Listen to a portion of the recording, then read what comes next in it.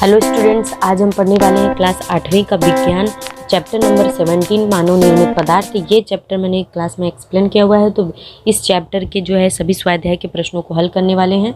तो यहाँ पर जो है ये चैप्टर है, इसमें कि कौन सी वस्तुएं मानव निर्मित होती हैं, कौन सी वस्तुएं जो है प्राकृतिक होती हैं, उन सब चीज़ों के बारे में दिया गया है। यहाँ पर देखिए कुछ दिया है कि लकड़ी की कुर्सी ये मानव निर्मित होती है या प्राकृतिक पदार्थ। इसमें क्या होता है, लकड़ी होता है, और जो इस लकड़ी की कुर्सी कभी कभी जब प्लास्टिक की बनी होती है तो इस यहाँ पे प्लास्टिक लिख सकते हैं। और अगर कंघी जो प्लास्टिक का भी बना होता है और कंघी प्राकृतिक अगर बनाया गया है तो हाथी दांत का बनता है। पुराने ज़माने में जो है म्यूज़ियम वगैरह में आप देखेंगे। और लकड़ी का भी आजकल कॉम्ब जो है कंघी मिलने लगा है। तो इस तरीके से, सॉरी आपको स्क्रीन पे नहीं दिख रहा था, इस तरीके से यहाँ पे प्लास्टिक, लकड़ी की कुर्सी मानव निर्मित अगर बनी है, कुर्सी यहाँ बस होना चाहिए, कुर्सी बैठने की कुर्सी होना चाहिए, क्योंकि अगर लकड़ी शब्द यूज हो गया है तो वो पक्का प्राकृतिक है। यहाँ पे अगर कुर्सी प्लास्टिक की भी होती है और लकड़ी की है तो प्राकृतिक है। कंघी प्लास्टिक की भी हो सकती है, हाथी दांत और लकड़ी की भी हो सकती है। तो पूरा वीडियो देखिएगा, लाइक शेयर सब्सक्राइब करना मत भूलिएगा। हम चलिए स्टार्ट करते हैं। इसके सभी जो है प्रश्नों के उत्तर आपको एक एक करके दिखाते हैं। तो यहाँ पर देखिए जो है प्रश्न है, रिक्त स्थानों की पूर्ति कीजिए। इसमें पहला प्रश्न दिया है कि प्लास्टिक में जो गुणधर्म होता है वो होता है, इसलिए उसे मनचाहा आकार दे देते हैं, जिसे सुघट्यता कहते हैं। अकार्यता, सुघट्य मतलब लचीलापन, सुघट्यता, जिसे और शब्द में बोलना चाहे तो बोलते हैं अकार्यता। ठीक है। उसके बाद दूसरा प्रश्न है कि मोटर गाड़ियों को डैश की कोडिंग की जाती है। तो इसमें टेफ्लॉन होता है, टेफ्लॉन की जो है मोटर गाड़ियों पे ऊपर जो पेंट होता है उसकी कोडिंग की जाती है। उसके बाद क्या है, थर्माकोल को है तापमान पर द्रव अवस्था में परिवर्तित करते हैं। तो यहाँ पर 100 डिग्री सेल्सियस से अधिक तापमान पर, उससे कम नहीं, उससे अधिक ही होना चाहिए, से अधिक तापमान पर उसको द्रव में हम क्या कर सकते हैं, परिवर्तित कर सकते हैं। उसके बाद अगला प्रश्न क्या दिया है कि डैश कांच में पानी में घुलनशील है। कौन सा कांच पानी में घुलनशील है? तो इसका आंसर हो जाएगा अल्कली सिलिकेट। यहाँ पर लिख लेंगे अल्कली सिलिकेट, नहीं तो आप देख लीजिए यहाँ पर दिया है कि यही वाला कांच है, अल्कली सिलिकेट कांच। ये कांच पानी में घुलनशील होते हैं। ठीक है, तो इस तरीके से इसका आंसर हो जाएगा। उसके बाद दूसरा प्रश्न दिया है समूह अ का ब में मिलान करना है, कौन किसका मित्र है। तो इसमें दिया है शीशा युक्त कांच, ये कांच किस काम में आता है? तो ये पहले का क से, मतलब इससे मिलान करेंगे विद्युत बल्ब में। उसके बाद दूसरा दिया है बैकेलाइट जो है हमेशा किस में यूज़ किया जाता है? तो इलेक्ट्रिक स्विच वगैरह बनाने में, मतलब ड से इसका मिलान करेंगे। उसके बाद है थर्माकोल का इस्तेमाल कहाँ पर किया जाता है? तो प्लेट्स वगैरह बनाने में, हम जो पार्टी वगैरह में प्लेट वगैरह यूज़ करते हैं उसमें थर्माकोल ही रहता है। उसके बाद प्रकाशीय कांच क्या होते हैं? ये दूरबीन, यहाँ पे न रहेगा, दूरबीन वगैरह बनाने में प्रकाशीय कांच का उपयोग किया जाता है। और पॉलीप्रोपीन, ये जो कांच होता है वो चटाई वगैरह बनाने में, आपके घरों में होगा चटाई मैट, तो इसको ब से मिलान कर देंगे। तो इस तरीके से पहला और दूसरा प्रश्न हो जाता है। तो उसके बाद अगला प्रश्न दिया है कि थर्माकोल प्रश्नों के उत्तर देना है। थर्माकोल किस पदार्थ से बनाया जाता है? तो इसका आंसर देख लेते हैं। थर्माकोल जो है, देखिए यहाँ पर थर्माकोल को पॉलीस्टायरीन नामक संश्लेषित पदार्थ से निर्मित किया जाता है।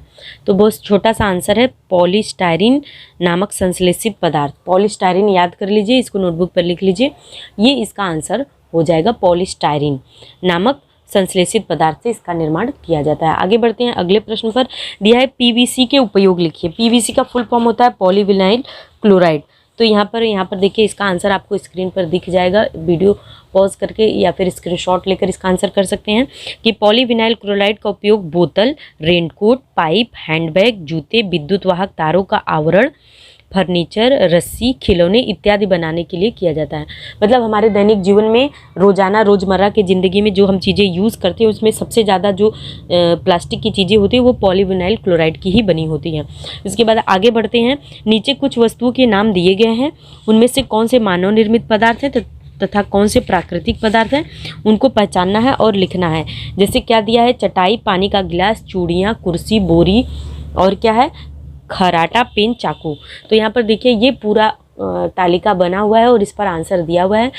आप क्या करेंगे, पहले एक कॉलम में वस्तुओं के नाम लिखेंगे, दूसरे कॉलम में छांट कर आप प्राकृतिक वस्तु क्या है लिख देंगे और तीसरे में मानव निर्मित।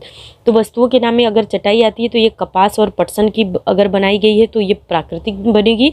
अगर मानव निर्मित अगर चटाई है तो वो पॉलीप्रोपिन की होगी। बीकर हमेशा जो है कांच से बनाई जाती है, वो प्लास्टिक की नहीं होती, तो यहाँ पे डैश हो जाएगा। और कांच में बोरोसिलिकेट कांच तथा सिलिका कांच, ये 2 प्रकार के कांच यूज़ किए जा सकते हैं, सिलिका कांच। उसके बाद चूड़ियाँ, सोना, चांदी, लाख और तांबा, ये प्राकृतिक होती हैं। अगर मानव निर्मित चूड़ियाँ बनाई गई है तो वो प्लास्टिक और कांच की हो सकती हैं।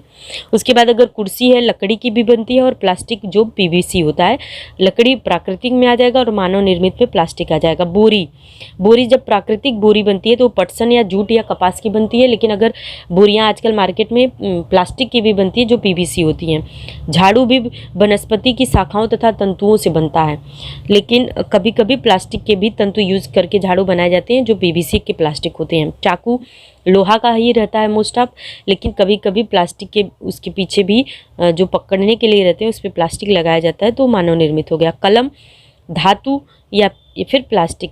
पेन हम जो यूज़ करते हैं उसमें कोई पेन मेटल बॉडी होती है, अक्सर टिप टॉप पेन जो होते हैं वो धातु मेटल के होते हैं, धातु होते हैं, या फिर अक्सर पेन हमारे प्लास्टिक के होते हैं। तो इस तरीके से इसका आंसर हो जाएगा। उसके बाद यह कि कांच के प्रमुख घटक कौन से हैं, तो ये बहुत ही सिंपल सा सवाल है। कांच के मुख्य घटक होते हैं रेत होते हैं और क्या होता है, एक और सिलिका होता है, सॉरी हाँ। तो कांच के मुख्य घटक 2 ही होते हैं, एक यहाँ पर आप आंसर कर लेंगे रेत और दूसरा सिलिका। ये 2 मुख्य घटक होते हैं कांच के, तो ये बस इतना इसका आंसर कर लेंगे। उसके बाद अगला प्रश्न दिया है कि प्लास्टिक कैसे तैयार की जाती है। ये बहुत इंपॉर्टेंट है, इसका आंसर मैं आपको बुक में ही दिखा देती हूँ। बहुत ही सिंपल है कि प्लास्टिक बनाने की जो विधि होती है उसको देख ले। तो यहाँ पर देखिए कुछ पॉइंट्स दिए हुए हैं प्लास्टिक बनाने के, तो यह स्क्रीन पर आप दिख रहा है, तो उसका आंसर कर लेंगे। पहला पॉइंट है प्लास्टिक प्राकृतिक पदार्थ जैसे प्राकृतिक गैस, तेल, कोयला, खनिज तथा वनस्पतियों से व्युत्पन्न हुआ है। दूसरा है प्रथम संश्लेषित प्लास्टिक वनस्पतियों तथा पेड़ों से में पाए जाने वाले सेलुलोज पदार्थ से व्युत्पन्न हुआ था। जब सेलुलोज को कुछ रसायन के साथ गर्म किया गया तब जो है प्लास्टिक जैसा पदार्थ प्राप्त हुआ था। तीसरा है कि आधुनिक समय में विभिन्न प्रकार के कच्चे माल का उपयोग प्लास्टिक बनाने के लिए किया जाता है, परंतु अधिकांश प्लास्टिक प्राकृतिक गैस, तेल तथा कोयले में पाए जाने वाले हाइड्रोकार्बन से बनाया जाता है। चौथा पॉइंट क्या दिया, प्लास्टिक साधारणतः समान अणुओं से जुड़ी हुई श्रृंखला है। इस श्रृंखला को बहुलक कहते हैं, इसलिए कई प्लास्टिकों के नाम पॉली से आरंभ होते हैं, इसलिए पॉलीइथिलीन, पॉलीस्टाइरीन तथा पॉलीप्रोपिलीन इसलिए इसका नाम है। बहुलक मतलब पॉलीमर बोलते हैं जिसे, इसलिए इन सब के सामने पॉली लगा रहता है। पांचवा है ये बहुलक सामान्यतया कार्बन तथा हाइड्रोजन से बने होते हैं, कभी कभी oxygen, nitrogen, sulphur, chlorine, fluorine, phosphorus तथा सिलिका से भी मिलकर बनते हैं। और लास्ट पॉइंट दिया है कि उचित रासायनिक अभिक्रिया के द्वारा प्लास्टिक का उत्पादन कारखानों में किया जाता है। तो इस तरीके से प्लास्टिक कैसे तैयार किए जाते हैं आप स्क्रीनशॉट लेकर या वीडियो को पॉज करके एक एक करके इसके पॉइंट्स राइट कर सकते हैं। अगला प्रश्न क्या दिया हुआ है, ये दिया है कि अंतर स्पष्ट करना है, मानव निर्मित तथा प्राकृतिक जो है निर्मित में क्या अंतर होता है। तो इसके भी यहाँ पे पॉइंट्स है, आपको स्क्रीन पर दिख जाएंगे, आप इसको वीडियो पॉज के स्क्रीनशॉट ले लीजिए या फिर पूरा वीडियो देखिए और जो है एक एक करके पॉइंट लिखिए।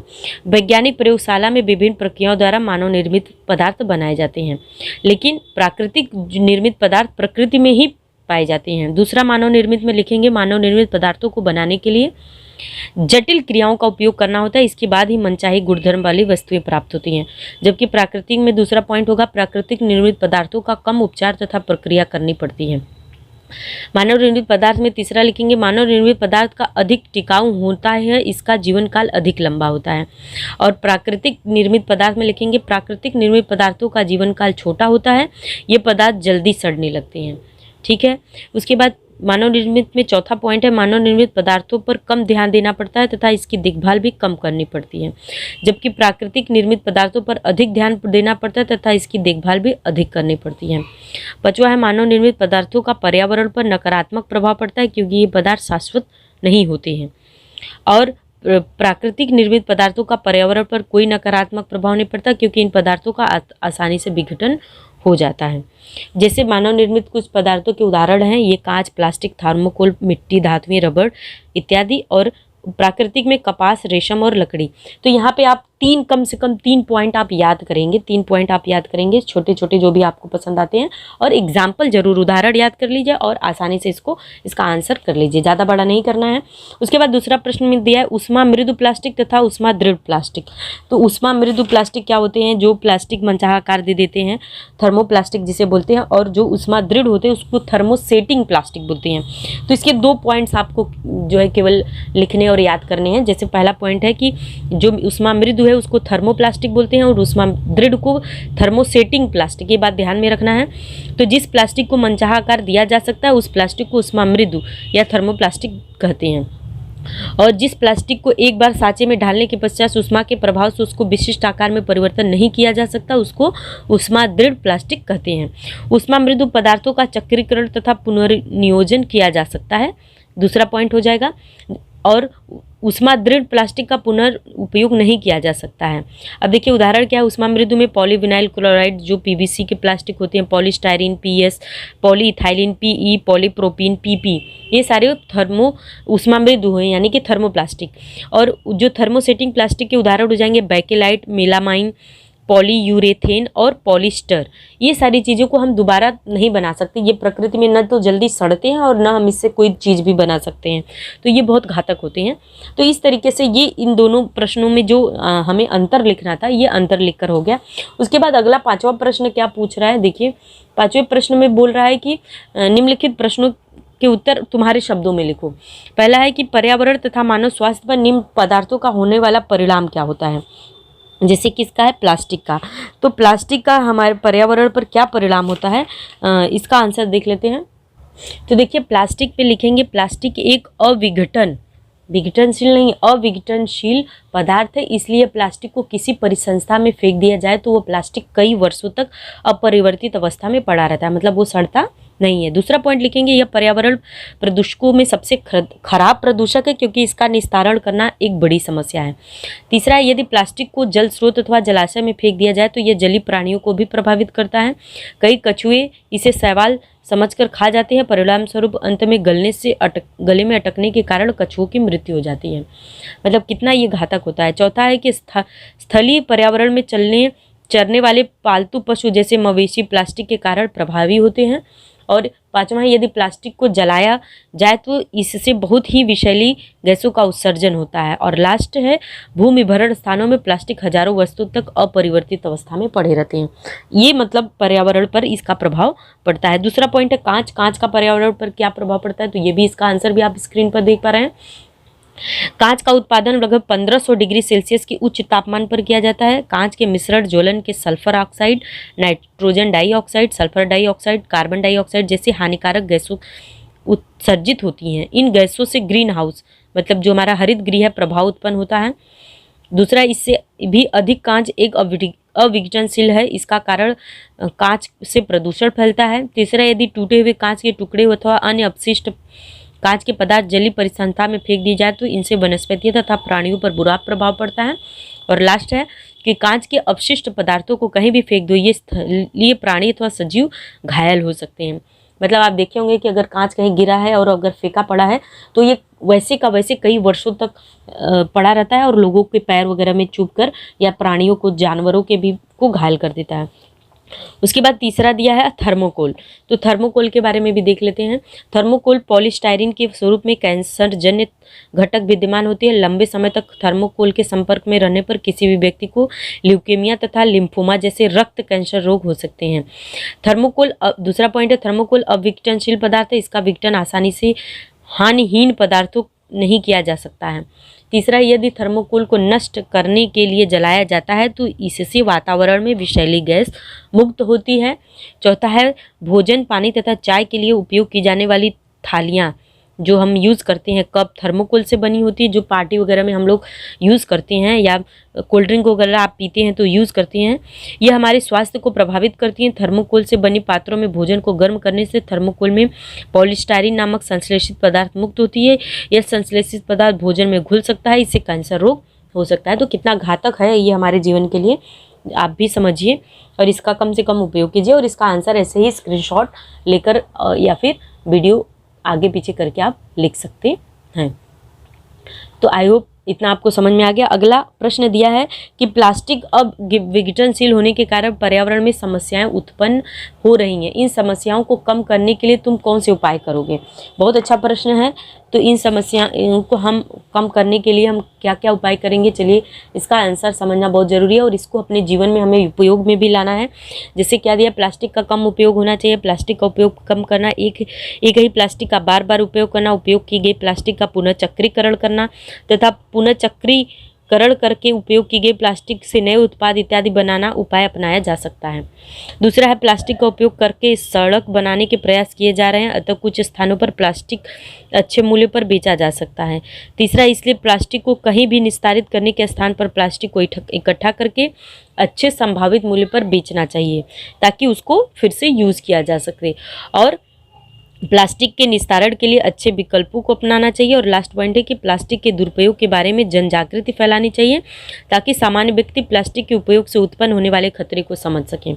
जैसे हम क्या कर सकते हैं, अपने घरों में सब्जी वगैरह लाने के लिए घर से ही जूट वगैरह का बैग लेकर जाकर प्लास्टिक का उपयोग कर सकते हैं। इसके बाद लास्ट क्वेश्चन दिया 6वां, इसमें दिया है टिप्पणी लिखना है, हमें किस पर लिखना है? कांच का निर्माण, प्रकाशीय कांच और प्लास्टिक के उपयोग। तो जो है कांच का निर्माण, ये तो बहुत यहीं आपके बुक में ही दिया है, कांच की निर्मित। इसका आंसर यहीं पर आप ये 3-4 लाइन है कि कांच बनाने के लिए रेत, सोडा, चूने का पत्थर तथा अल्प मात्रा में मैग्नीशियम ऑक्साइड इस मिश्रण भट्टी में गर्म करते हैं। उसके बाद क्या करते हैं, रेत अर्थात सिलिकॉन डाइऑक्साइड पेज नंबर 119 पर है। पिघलाने के लिए लगभग 1700 डिग्री तापमान की आवश्यकता होती है। कम एक सेकेंड, आपको पूरा दिखना चाहिए। कम तापमान पर मिश्रण पिघलाने के लिए मिश्रण में अनुपयोगी कांच के टुकड़े मिलाए जाते हैं। इसी कारण 850 डिग्री तापमान पर पिघलता है। मिश्रण के सभी घटक द्रव अवस्था में प्राप्त करने पर उसे 1500 डिग्री सेल्सियस तापमान तक गर्म कर उसे तुरंत ठंडा किया जाता है। तुरंत ठंडा करने के कारण मिश्रण केलासी रूप प्राप्त नहीं करता तो समांगी अकेलासी पारदर्शी रूप प्राप्त होता है। इसे ही सोडा लाइम कांच कहते हैं। तो इस तरीके से कांच बनाए जाते हैं। उसके बाद इसी में अगला प्रश्न क्या दिया हुआ है कि प्रकाशीय कांच क्या होता है। तो यहाँ पर देखिए कांच कई प्रकार के होते हैं, जिसमें आपको स्क्रीन पर ये 5वां नंबर प्रकाशीय कांच के बारे में ही दिया हुआ है। तो थोड़ा सा 2 लाइन का आंसर है कि रेत, सोडा, चूने का पत्थर, बेरियम ऑक्साइड तथा बोरान, इनके मिश्रण से प्रकाशीय कांच तैयार की जाती है। चश्मा, यहाँ पे चश्मा गलत लिखा है, ये वाला रहेगा। दूरबीन न होगा, ड़ नहीं रहेगा।